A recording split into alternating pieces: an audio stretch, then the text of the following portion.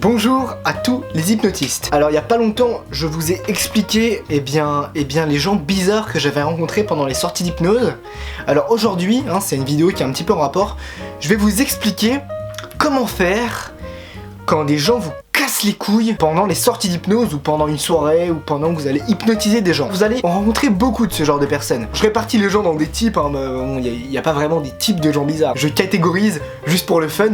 Cette vidéo c'est un petit peu une vidéo coup de gueule. Ah oui attention, ça tu fais des vidéos coup de gueule. Alors déjà, le plus simple, c'est les personnes irrespectueuses. C'est-à-dire qu'un jour, il y a quand même un mec qui est venu et qui m'a dit: ouais, mon gars, ton avis, est-ce que je pourrais hypnotiser cette meuf pour qu'elle me suce? Non, on ne peut pas faire ça sous hypnose, enfin vous le savez, pourquoi est-ce que je vous l'explique? Oui, il y a ce genre de personnes, ça existe. Alors ces gens-là, vous lui dites non, je t'hypnotise pas, dégage. Bon, ça j'imagine que c'est déjà assez logique. Il y a un autre type de personne que j'ai déjà rencontré lors de mes sorties, le sceptique, mais le sceptique qui veut te faire chier.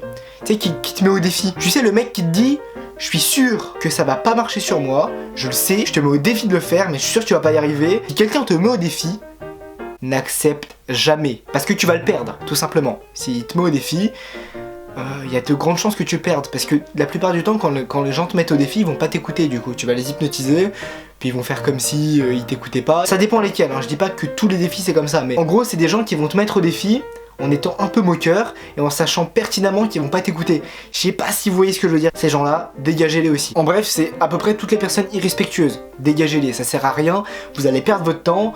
En plus, quand il y a du monde autour de vous, quand vous hypnotisez, si vous perdez du temps sur ces gens-là, ça va en plus vous mettre un petit peu mal à l'aise. Enfin, ça peut vous mettre un petit peu mal à l'aise. Troisième type de personnes que j'ai déjà rencontré lors de mes sorties et qui m'ont bien fait chier, je vous en ai déjà parlé, c'est des gens qui ont des croyances très comme ça, tu vois. Ils sortent pas de ces croyances-là, et donc du coup, t'as beau leur expliquer n'importe quoi par rapport à l'hypnose, ils vont te dire soit que ça n'existe pas, ils vont rester butés, t'as beau hypnotiser les gens autour de toi, ils vont te dire non, ça n'existe pas. Et les gens qui ont des croyances, ils ont des croyances religieuses ou des dogmes poussés à l'extrême, et donc du coup, ils vont pas t'écouter, ils vont croire que c'est démoniaque ou quoi que ce soit. Avec ces gens-là, je sais pas, j'ai un bug, j'essaye toujours d'argumenter un tout petit peu, mais clairement je pense qu'il faut pas forcer. Dès qu'on vous lâche l'argument des démons et du diable, partez très loin et allez faire votre vie et hypnotiser les gens. Autre personne très chiante, c'est la personne qui n'est pas réceptive. Je sais pas si vous êtes déjà arrivé. C'est la personne qui n'est pas réceptive, genre elle l'est pas. T'as tout essayé, t'as fait 1 heure avec elle, les mains se sont un petit peu rapprochées, t'as essayé de coller les mains, mais tu lui dis bon écoute, maintenant je vais hypnotiser les autres, avec toi ça prend beaucoup de temps. C'est cool les personnes résistantes, c'est pas ce que je dis. Je dis que des fois on n'a pas forcément envie de tomber sur des personnes qui sont résistantes.